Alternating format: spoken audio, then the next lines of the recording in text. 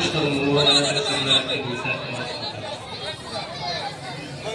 আমরা যেগুলো নেক আমল করি, ইবাদত বندگی করি, নামাজ পড়ি, রোজা রাখি, তো আমরা মকসুদ আর উদ্দেশ্য একটাই থাকে যে কিভাবে আল্লাহরে আমরা রাজি আর খুশ করিয়া জান্নাতের অন্নাম পাই, ওটাও আমরা মকসুদ থাকে। আর এই মকসুদ সামনে লইয়া আমরা সব ইবাদত করি, আমল করি। তো এই तमाम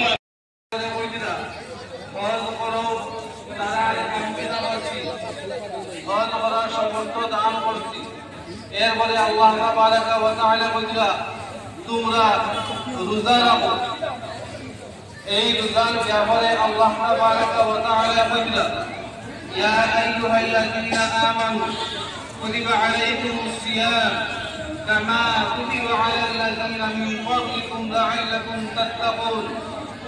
আল্লাহ তাবারাকা ওয়া তাআলা পড়ার কথা আর মায়া রাখিয়া আল্লাহ বলেছিলেন ইয়া আইয়ুহাল্লাযীনা আমানু, ও আমার বিশ্বাসী বান্দাগণ, এই দুনিয়ার কোটি কোটি মানুষ আছে, কিন্তু সারারে কথা আল্লাহ তাবারাকা ওয়া তাআলা কইরা না, সারারে আল্লাহ ইলেকশনের বিরানি